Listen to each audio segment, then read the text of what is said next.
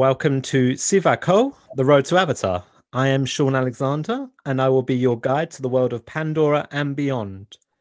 And today I have a very special guest with me who's come to talk on a very interesting topic. So, special guest, would you like to introduce yourself? Hi, Shaun. Good evening. How are you? Doing very well. How are yourself? I'm good, mate. My name's Jamie Garwood. I'm a freelance film reviewer, blogger, all manner of things. Quite prolific, perhaps on Twitter. Tweet more than I actually write or blog, perhaps. But I came to you with this idea for this subject matter a few months ago when I heard about your podcast being launched, and you were very keen to jump on board on the subject matter, and I'm glad that we're going to be able to talk about this person at some length. Yeah, today. it should be a really interesting topic. And, Yeah. So I feel like it's maybe something that I haven't really heard discussed a lot as well, which should be really interesting for the listeners, I hope. Hope so, yes. Before we jump into our topic, though, I do have a few little Avatar-themed questions for you. Of course. The first of which is, when did you first see Avatar? Yeah, I saw Avatar probably, most likely I did see it when it was first released, and I think I was lucky. Now, my memory, obviously, it was 2009, and even since then, so much has happened in my life. But I'm pretty sure, did it go on IMAX? Because I think I remember seeing it in IMAX. I don't know if I did or not, but either way. I would say so. I'm sure it must have come out on IMAX in 2009. I think IMAX at the BFI in Waterloo. So saw it on the biggest screen you could probably see in the country. And so saw it on that. And yeah, just remember being, I think, going in skeptical about it, but then came out thinking, wow, that was pretty exhilarating, pretty amazing for an original idea, which does borrow from a lot of other sources, but an original IP, which is the go-to trend. But it was like, yeah, being blown away by the film, as it were. Yeah, I mean, seeing it on the IMAX, I'm pretty jealous of you there. That sounds the ideal way to experience it, honestly. Yeah, and this sort of film, like everything that came before it, like the Lord of the Rings that came before it and all the Marvel films, to experience it on a big screen is to have it just wash over you, with Way of Water coming towards us now, to have it all wash over you and all that CGI and everything was just an unbelievable experience. And it has, it stays with you, a film like that, I think. And that's why it's still culturally relevant, and so why people are so anticipatory towards the sequel later this year. So is there a particular moment from the film that stands out to you?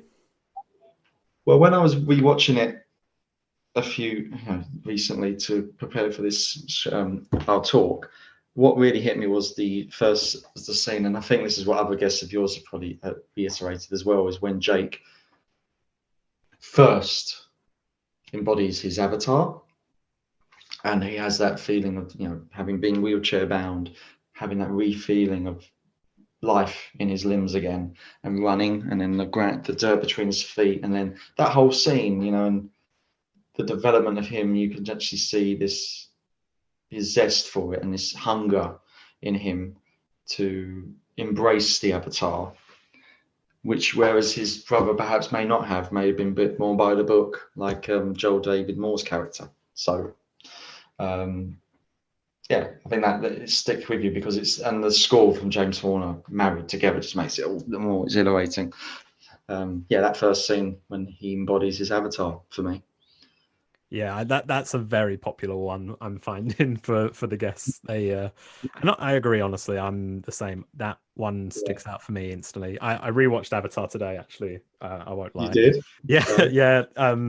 I watched the extended edition because I wanted to see what extra little bits were added. Yeah. And I think the first half hour of it's brilliant. I think in terms of creating the world as well, and even his meeting of everybody for the first time he meets Grace, but then the first time he meets the Colonel, the introduction of the Colonel, Stephen Lang's character, is brilliant because he has that claw across his face. So it's just like you go like, without saying anything, you get what his beef is, you get where he's coming from and how, so it's just, it stays with me, all that. And then slowly the film becomes more CGI, more about the avatars, more about the Na'vi and the creative thrust that Cameron puts into all of that. But the human aspects of it stay with you just as much, for me personally, for me preferably. So how are you feeling in terms of excitement levels for The Way of Water coming out later this year? Well, I watched the trailer today just to get another sense for it, and I'm a bit not as skeptical, say, of when the first Avatar film came out, but I'm certainly very excited to see what he's going to come up with, what it's going to tell, what story it's going to tell, because the anticipation now has been so long for it to come that what more can he do to push the envelope? What more can he do? You know, and I'm sure he's editing it away now, because if a plane movie can make $1 billion at the box office, a film about flying planes, he's got to try and do something to pull it out the water. So I'm like, every film that Cameron's done has earned more money than the last. So he's got to top 2 billion or whatever he wants to do to make it. So yeah, excitement. Yeah, certainly. I think that's the interesting thing for me, is that if he's going to continue that record of always topping his last box office hit, his film needs to hit basically 3 billion, which will be quite the achievement. But then again, I don't think many people saw Top Gun Maverick making over $1 billion. So stranger things have happened, maybe. Stranger things. I wish him all the luck, and I think certainly the audience is there for it, with the IP and with I think more of an intrigue as well. I think more people will go to see it out of interest, maybe to see it fail like they did with Titanic, and actually be like, actually, it's not that bad. Go see it again. It's crazy to think nowadays that people actually went to see Titanic to think that it would fail. Like, Titanic's so cemented in, certainly for me, as one of those films where it's like, no, it's like, it's always... I was born in 92, so yeah, Titanic's been around for most of my lifetime, and it's always been one of those films that I know as a classic that is loved by most people. Yeah. Well, so 92, it came out in 97, didn't it? Yeah. So you were 5. So I was born in 81. So, you know, when the 90s that came out, I was well aware of all the negative publicity surrounding it, the $200 million, everyone getting ill in Mexico while they filmed it, and everyone just bracing themselves for like, oh, this is going to be a disaster. And yet it was a juggernaut. It was unbelievable. It was just not going to be stopped from, no iceberg could stop it, essentially. If he could, Cameron would make sure it floated if he wanted. But and then it was the same thing with Avatar. It was like, what are you doing? You're going to do a thing about blue aliens? What? No. Why? Why would you do that? Everyone just wants him to return to doing an Arnie shoot 'em up. Everyone just wants to see him do that again. But he has his methods, and every time he's rewarded. Every time it pays off for him. Yeah, and obviously Avatar, as you can imagine, for us being an Avatar podcast, we're going to move on to our subject now, which is relating to Avatar, which is our leading man, Sam Worthington. We're going to have a little look through not only his role as Jake Sully, but we're going to have a little look around the rest of his career as well, and maybe have a little talk about how we expect his role in The Way of Water sort of fit into to the overarching story. First, I wanted to talk to you about his performance in Avatar as Jake Sully. Is that a role that you feel like sticks out to you? Like his performance really stands out in the film for you at all? Well, it's an interesting thing about Sam Worthington. I found, looking back at it, you don't think of it as being... It's quite an important role, isn't it? It's very the whole film is on his shoulders, and yet I was listening to another podcast about a film before. It was about Misery, and they were talking about how they assigned somebody like Kathy Bates because she was unknown, because she didn't have any baggage brought to that role. And I think the same thing applies to Sam Worthington. The same thing applies to somebody like Daisy Ridley in The Force Awakens. casting somebody who is essentially unknown, that means the audience doesn't have any baggage or any emotional history or anything with that person. So therefore, you're seeing this person and the character at the same time grow in front of you. So you see Jake and Sam go through this arc where they find a place, especially in Avatar. I think Avatar's, as you listen to Q&As, it's about finding a place in the world. So having somebody unknown go through that is essential. And his role, what he does is really good. It's like he borrows a lot of everyman qualities. He has a lot of it, that rugged masculinity, handsomeness, but he has a bit of the charm and all that. But it ticks a lot of boxes. But at the same time, it could be anybody at the same time. But he does very well in the human aspect when he has to. But then it's funny because when he's the Avatar, when he's the Navi, it could be anybody. But he does very well, all being said, with what he can do.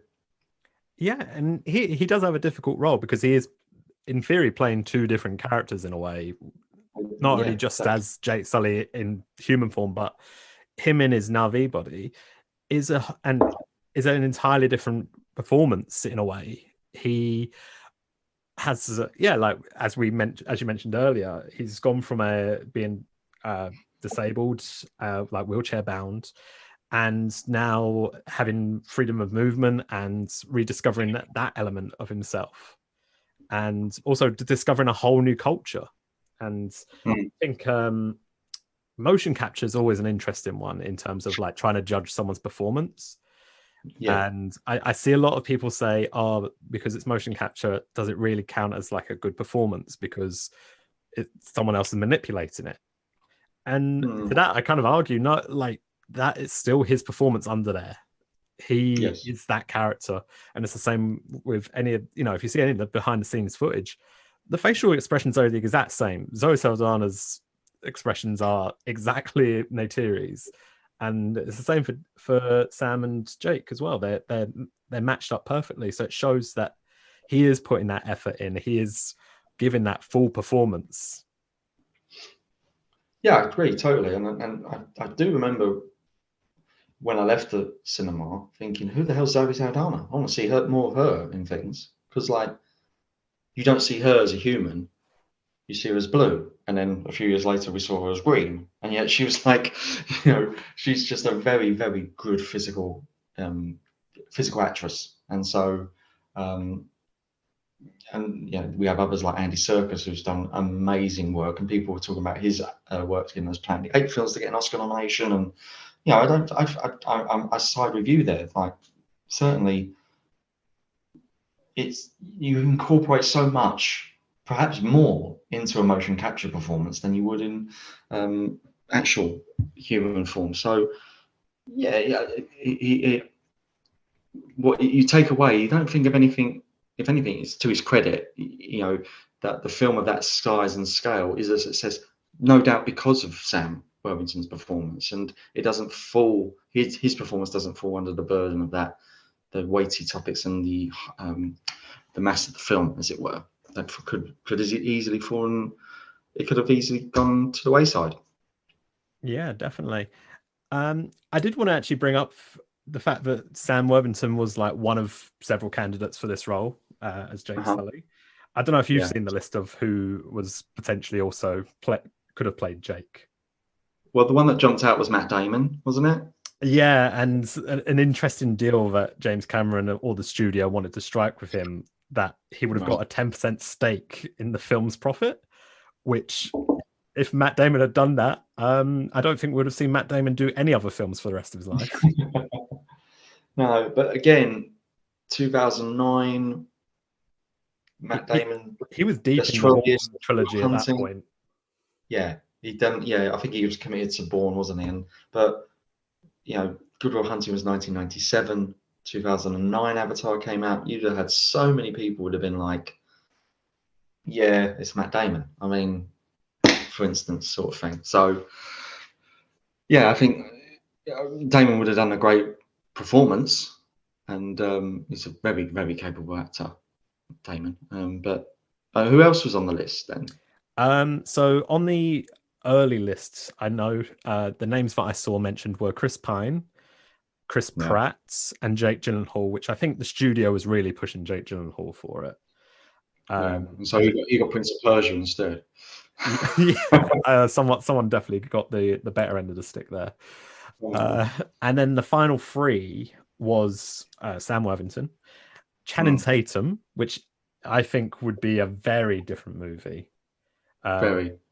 Although I feel like if Channing Tatum sort of had that Foxcatcher style performance in him, I feel like it could work. I think Channing Tatum is very underrated in terms of his physicality.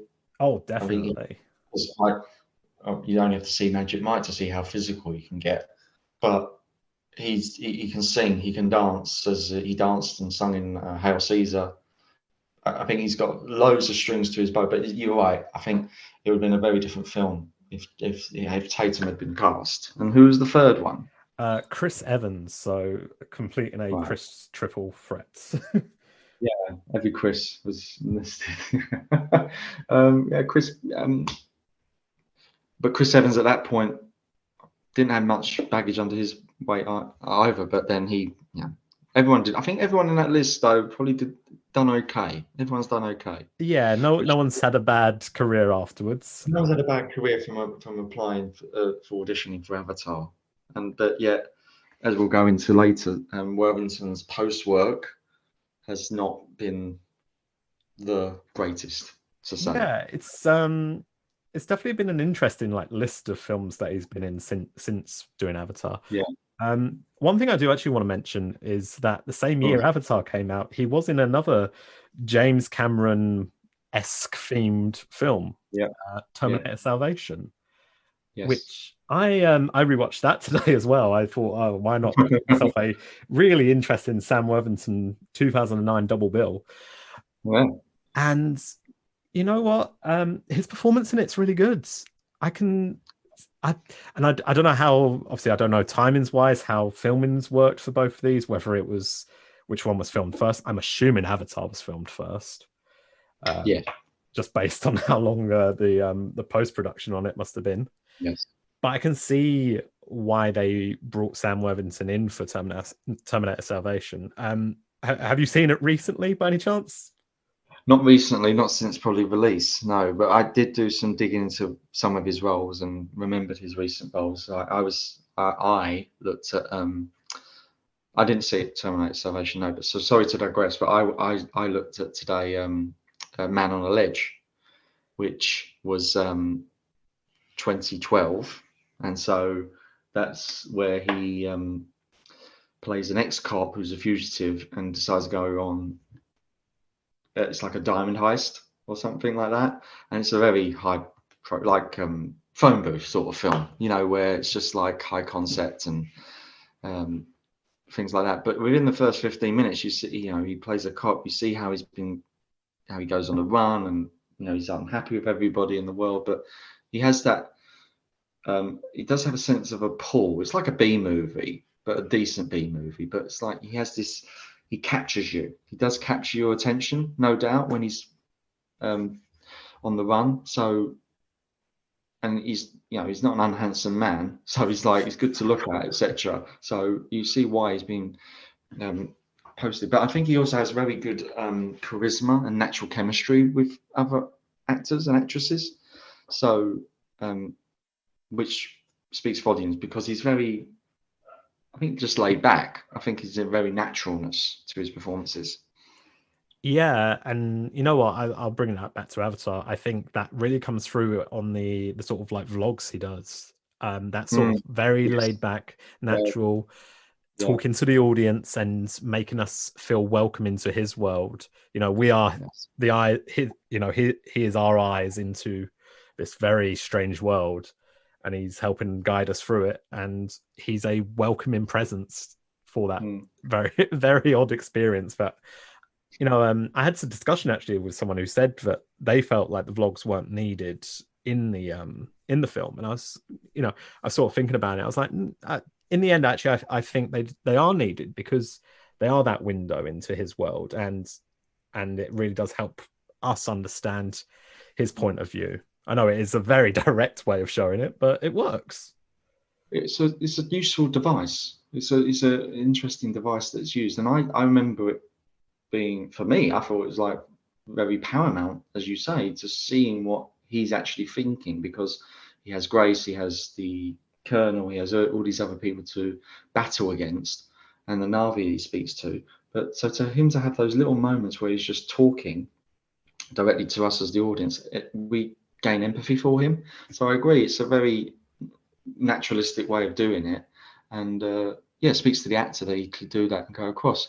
And then going back, it's the sort of device that they the Martian then borrowed. So with Matt Damon, who we just spoke of earlier, using himself. So when he does his vlogs in that film, so somewhat borrowed. So You know what? I was actually just thinking if I could think of any other films that had sort of taken that sort of device. And yeah, The Martian's a perfect example of that. And I think that, again, that works really well in The Martian.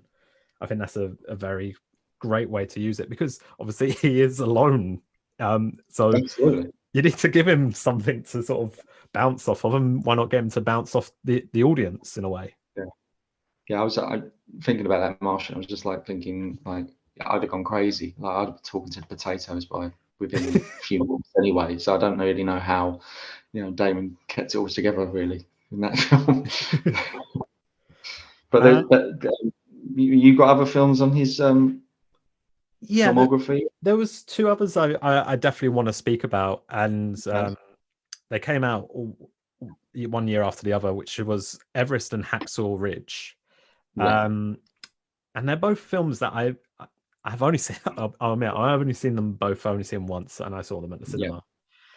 But in my mind, he works really well as part of a larger cast in both those, and I think that might be where he excels the most.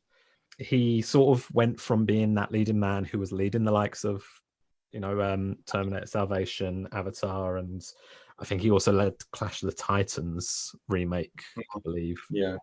To being more of a character actor who's, part of a bigger cast and playing a really good role in those. And I think that might be a sign of where things are moving towards for him in the latest Avatar as well. Maybe, possibly. That's wild speculation for you. Yeah, because that's the other thing about this second Avatar film. We really don't know anything bar that trailer. I mean, that trailer though sells you, but doesn't tell you anything at all, doesn't it? I miss trailers like that. I miss having trailers where it tells me nothing. Totally agree. I hate films being spoiled.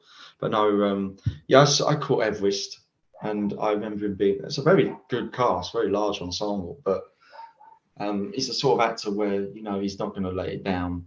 He's going to deliver the lines. He's going to get you sold on the Hacksaw Ridge. I've not seen, but sadly. But I know that was with Andrew Garfield's Oscar nominated performance, wasn't it? Yeah, that's right. Unfortunately, Mel Gibson directed, but we won't talk about that. No. But I saw on his list Fractured, which was a Netflix film, original from 2019. And that's a very... Have you seen that? I haven't. You have to remind me of that, what that one is. Fractured is... Him and his wife are driving in the middle of nowhere, and then all of a sudden their daughter's taken ill, and they go to a hospital. And it's one of those where he wakes up, but nobody knows what's happened to the daughter. So it's one of those where, is he telling the truth? Is he mad? It's one of those films. So, and there's a twist, without giving it away, there is a very much of a twist, but it's him. He's the only star of the film. You won't remember anybody else in the film, but he does wonders with very loose premise, and to keep you engaged for the hour and a half of it. It's like you're thinking, this is going to fall down any moment. This is just going to be, you're going to lose this. You're going to lose my attention. But he actually maintains it. And albeit it's a Netflix film where, they churn them out seemingly 2 a month at the moment. It wasn't bad, and it wasn't really, I don't think it was well received, but I think for him just to still be in the public eye, it did enough, because obviously if you're the star of the biggest film of all time, I can imagine for him, it's like, what else can I do post? What can challenge him? What's going to excite him? as an actor, you can imagine it's tough. It's a difficult one for him to navigate his career path now. Yeah, definitely. And you know what? I can see that with other people who've led big franchises. You know, you take the likes of Daniel Radcliffe, and he hasn't gone into doing all these other big blockbusters. He's gone and done like indie cinema, gone crazy with some of his roles. And you know what? It's done him the world of good, I think. I think he's having a ball with it, honestly. Like stuff like Swiss Army Man, Horns, and as it Guns Akimbo he did as well. Yeah. Just those premises are just crazy, but he makes it work because he knows he can get away with it, because people will just come and be like, oh, there's a new Daniel Radcliffe film, I'll see that. So he can get away with just going crazy concepts. No, he's done well with Radcliffe. He's done some bizarre choices, but one I worry about is Daisy Ridley. I just remember her popping up in that Murder on the Orient Express adaptation by Branagh, and just thinking, yeah, you're not much about a lightsaber. And I don't mean to be that rude. I just think like she embodied Ray so well, but it's kind of like a repeat of Mark Hamill to a degree. He really suffered. He really struggled to find a career post Star Wars.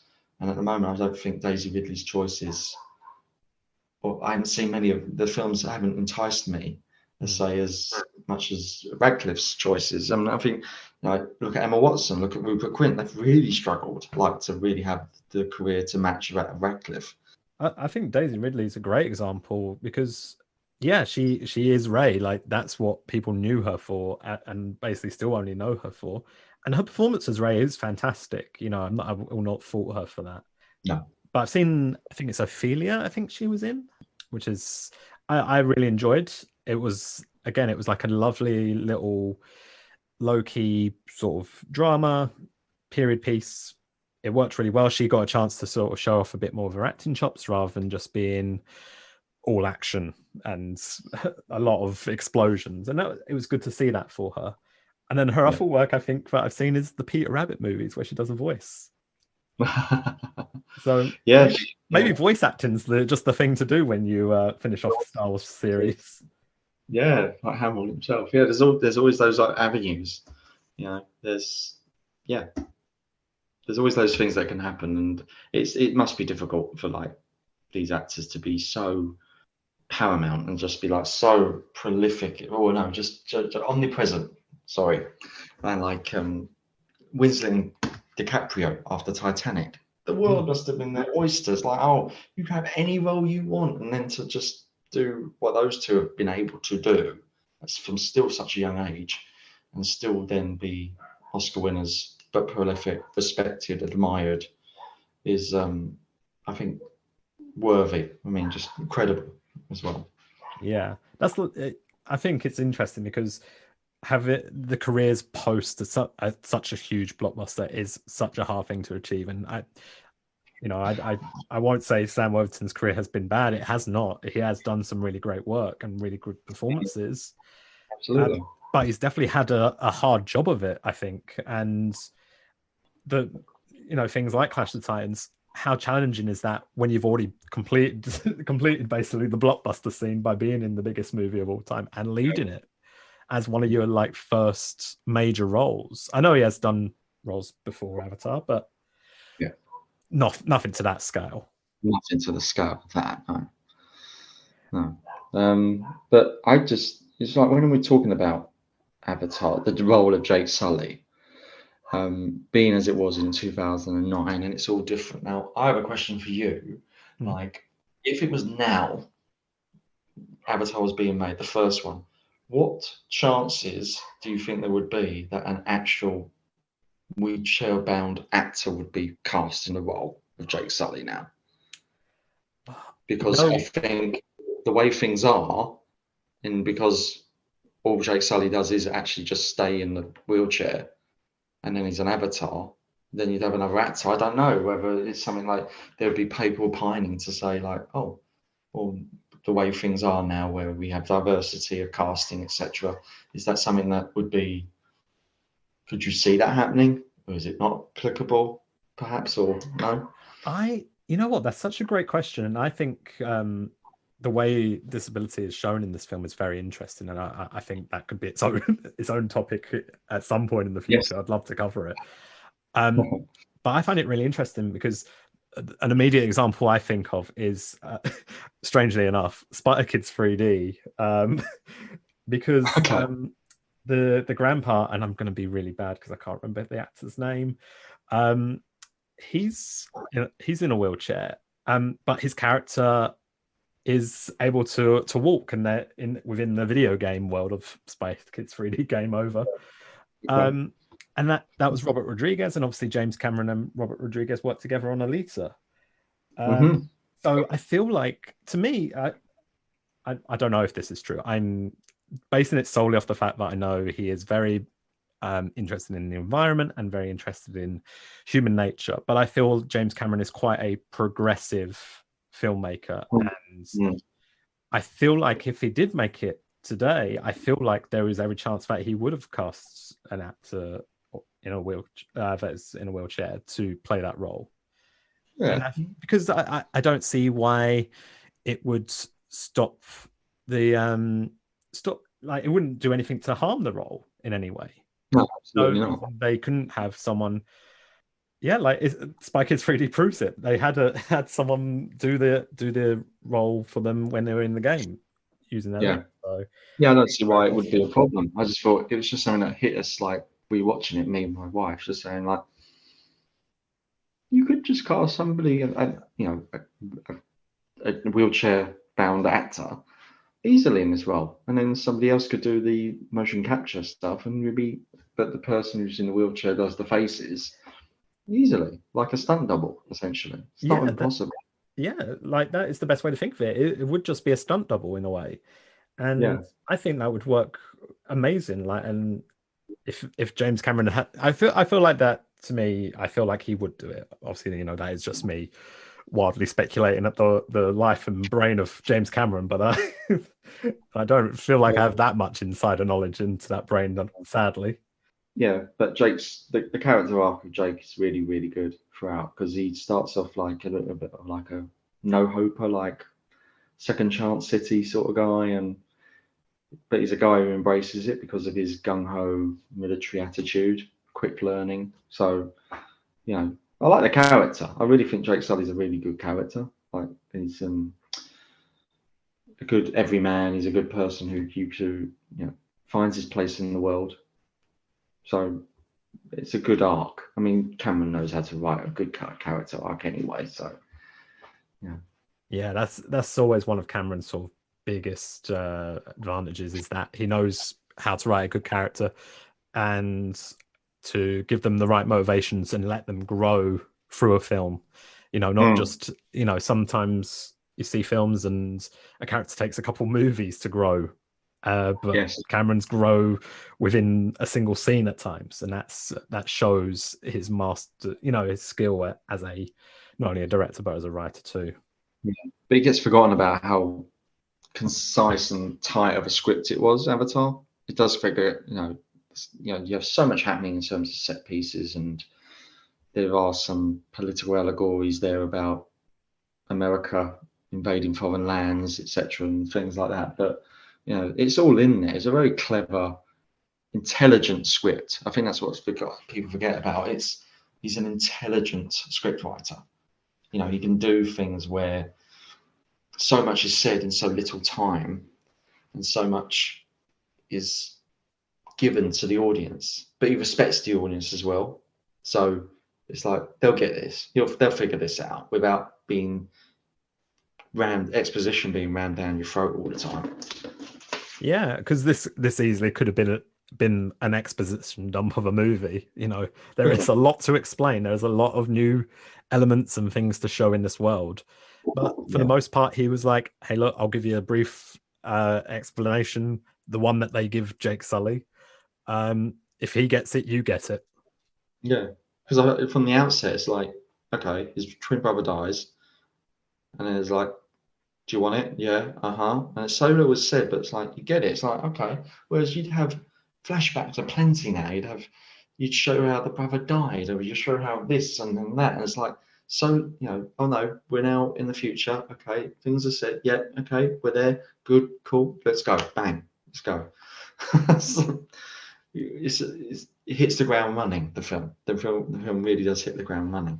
Definitely. And I think it's very clever how the arc shows this growth of a character who comes out of his shell essentially.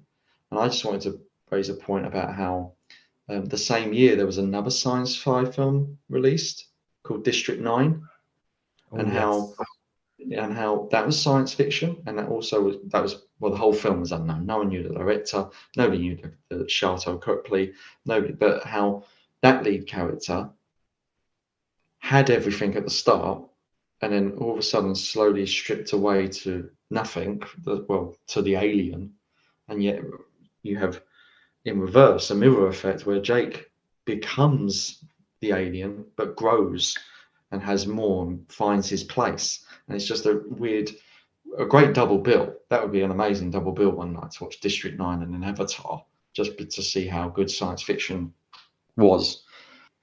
And they both end with like looks to the camera, and it's like they're virtually like mirror images of the same film. Whereas you have it in this close-knit South African city or townspeople, and then you have Pandora, which is just this huge, amazing planet that he's created out of nothing, and the huge world. So it's just an interesting accompaniment. If no one's seen that in a long time, which I haven't either, I haven't seen in a long time District 9, but I think that's very resonant as a film still. So before we sort of move on and talk a little bit about The Way of Water, have you got a particular Sam Worthington performance that you'd recommend for people to check out if they get a chance to? Yeah, I would say from the filmography, and that we mentioned it earlier, would be Man on a Ledge. I think it's a very decent sort of thriller, cat and mouse crime caper, which starts off as one thing but then becomes another thing, and it has a very decent cast. When I was watching it today, it's got Elizabeth Banks in it, who plays the detective who goes up against him, so you got that perhaps will they won't they sort of chemistry. And then Anthony Mackie, who's Falcon, he pops up in it. Jamie Bell, and it's just like he's surrounded with some decent actors again in an ensemble, and he, as you said earlier, he works well in an ensemble, but he's not half bad as a leading man still at that point. So yeah, I'd give Man on a Ledge a decent stab. I remember it having some buzz when it came out, because it was like Phone Booth I mentioned earlier, this sort of very small sort of film which is bigger than it actually is, and but not a waste of anybody's time. Hour and 40 minutes, but a breeze of a film to watch, easy to follow. Yeah, give that a shout for me. Awesome. You know what? There was another one that came out, and it must have been around the same sort of time. It was Eagle Eye with Shia LaBeouf in it, and that was another like one of those thrillers with like a high concept, and you sort of get thrown along with the ride. He's quite bearable in that film, LaBeouf. Yeah. That's always a nice thing to have to say. Michelle Monaghan's in it, and she's very good in everything. So, so for me, for recommendation, Everest is mine. I think that is a really, really powerful film. And also, I think the director, he's got a new film coming out this year with Idris Elba called Beast, which is about Idris Elba fighting lions. So, lovely. Yeah, I know, right? Go on, Idris. I know, good for him. I think he's on safari or something, and then the lions are trying to attack his daughters. One of them. Okay. Yeah, one of those types. One of those chestnuts. Okay. But yeah, Everest is a really good film. It's very intense. And it's one of those films where I watched it in the cinema. I felt so cold watching it. I know they didn't turn the temperature down, but it sure felt like it. Yeah, those peril predicament films. Yeah, I know what you mean. Yeah. So I think that leads on nicely for us to have a little chat about The Way of Water then. What's your hopes for Sam Worthington in the film and for Jake Sully? Well, the only thing I've gathered from reading what little they've allowed to be released is that they're married and they've got a family, and then they're going to defend their homestead, as it were, from any invaders that come along. And so, from seeing the trailer, we don't see who this enemy is. They may well be human, they may be another alien race, but that strikes me as a Western with water sort of thing. So perhaps, and like the final line of that trailer says, "This family is our kingdom and is our power," or whatever. So there's going to be a lot of mythicism. There's going to be a lot of, and water has a lot of mystique and mythical nature to it anyway. So it'll have those connotations surrounding him as well. And I'm interested to see how Jake grows as a character, from now, after what was essentially a very great character arc in the first film, to what he could possibly become. But obviously, being a father, being a parent now, for him will be the new challenge. And we'll see that side then. Yeah, like the first film, obviously he is the outsider having to learn the customs, become part of that culture. And yeah, for the sequel, it looks like he's now the one who is trying to, because it looks like they've got, from what I understand, they've got an adopted son called Spider, who's human. And I think it could be, there's almost an interesting parallel there of, is he going to be trying to make sure that this adopted son is going to be part of the family just the same as their other kids? Mm-hmm. There's a lot of struggles there that he himself has had to experience. And will his son face the same troubles as him, or will he face greater struggles? And I think it'll be really interesting to see Sam Worthington grow from that. Yeah, like we've seen him, he was a knucklehead, well, jarhead, as it was eloquently put in the first one. And he's grown from the beginning of the film into a role model for the other Na'vi. And I wonder if that continues, hopefully, into The Way of Water. I can only imagine it will. It seems like he's really taken on the role of a protector, and it does make me wonder how it will move forward even beyond Way of Water into the 3, 4, and 5. Will we see a similar situation that we've seen in the Star Wars sequels of our heroes perishing to see a new generation take over? Yeah, interesting. I mean, I'm looking at his Wikipedia. He has Avatar, Way of Water, and Avatar 3 listed. So he's not on 4 and 5, which at the moment, maybe it's just because it's so far away. But I remember seeing a Q&A, and he was talking about 2, 3, 4, and 5. And so he's there. I mean, obviously, if you were to kill off Jake Sully, it might be questionable because who else is there really of interest to garner us as the audience? We're there for, essentially, we're there to see Jake, where Jake goes as a character.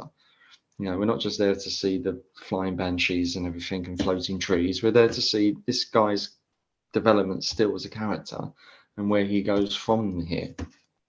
And I mean, he's our eyes into this franchise, isn't he? So killing off that character does seem like a unlikely. Yeah, well, what you said, the trailer is like very enticing without giving anything away. I just hope the next teaser trailer, which may come in September or whenever, doesn't give anything else further away, or keeps a lot of cards to their chest, hopefully, so that people will go and see it, because there's certainly going to be a huge global audience who do want to go see it. Yeah, definitely. I think that's a big thing. It does have that global appeal, which a lot of, Top Gun Maverick's obviously crossed the billion this year. But perhaps the global appeal of Top Gun Maverick doesn't match up to something like Avatar, which is more of a worldwide understood story. Universal themes resonate. Yeah, that's it. Yeah, universal themes. That's a much better way of putting it. Yes. Yeah, that's I think that's really helped us sort of cover sort of Sam Worthington as an actor. Honestly, I do think he is a really, really good actor and impressive as in the role of Jake Sully. It's almost a thankless role in a way because not enough attention is brought to how good of a performance it is. He is just sort of people see him as like just a surrogate for the audience and little more, but no, he is doing a lot of important and nuanced stuff in his performance. Doing a lot of heavy lifting throughout the film. Yeah, a lot. He has a lot of different combative dance partners to dance with, such as Giovanni Ribisi's character, Sigourney Weaver's character. He stands up to Sigourney Weaver pretty well. Like, and Yeah, she's no slouch. No slouch, but even Stephen Lang, who I think is a really good Hollywood heavy, he does really well. He plays evil really well. In that film, he stands up to him, but then he still has the chemistry with Santana. He has the kinship with Michelle Rodriguez's character, and so he does. There's a lot to do, and so to be that surrogate, like you said, for us, the audience, to be that go-between, he does. It's underrated. I mean, it's not an Oscar-worthy performance by the stretch of the imagination, but it's a sort of performance where you're like, yeah, he knows what he's doing, and yeah, I like him, but also, yeah, we sympathise and empathise with him, and hence the return viewings for it still. And I think we've got some high hopes for Jake Sully in it for Way of Yeah. Water. And if his action shots are as good as the one in the trailer of him on his water benches, I'm going to call them for the minute. Yeah, jet ski, isn't it? Yeah, basically a jet ski. If his getting action sequences as good as that the whole way through the movie, I'm in for a good time. We're there for that. Yeah. So I'd like to thank you, Jamie, for coming along and joining me on the podcast today. Where's the best place for people to find you? Pleasure, Shaun. Thank you for the time. Thanks for having me on again. My best place to find me for my writing is nexttotheaisle.blogspot.com. I'm on Twitter at nexttotheaisle, NEXTTO the aisle. That's my favourite seating position in the cinema, hence the name. But I also have my own personal at Jamie Garwood, but Next to the Aisle is all for my film rants and ravings, where film Twitter is actually a really great place to meet new people, such as yourself, Shaun, to have these opportunities to shoot the breeze on such films like this is always a pleasure and a joy on a balmy Tuesday night in Essex. It's lovely. You know what? I can't agree with you anymore. Like, this is exactly why I've made this podcast, is a chance to chat with people who have interests in film and want to express it in different ways. And I've learned so much already, and I feel like I'm going to keep learning along the way. Yeah, here to that, mate. Yeah. One final thing I will ask you before you do go. I've asked this of every guest, and I will continue to ask it of every guest. If by any chance you get invited to the Avatar: The Way of Water premiere, and you get a +1, could I be your +1 by any chance? I won't say no, mate. Yeah. Oh, lovely. That's great. Because if I ask every single guest, everyone has said yes. Oh, there you go. Right. So I'm on for a perfect record, which means eventually someone. You're going to let somebody down then. That's what you mean. This is it. I'm going to be like +1 for everyone. So there's just going to be a giant empty gap in the cinema, which is just me sitting by myself. 10 people, you, and then just a row of seats empty because you like promised people. Oh, we'll cross that bridge when we get to it. Yeah. Thank you so much for joining me. It's been a pleasure, and I've loved chatting with Sam Worthington. I feel like I've learned a lot about him in terms of a few things to catch up on. I feel like my Sam Worthington knowledge is incomplete, so I'm definitely going to carry on my journey. No problem, mate. So the best place to find us, Sivako, the Road to Avatar podcast, is at Avatar Pod on Twitter. And you'll be able to find this podcast and all our previous episodes on the likes of Spotify, Google Podcasts, and a few of the other ones, which everyone loves. So thank you very much for joining us. Have a lovely day. See you later. Bye.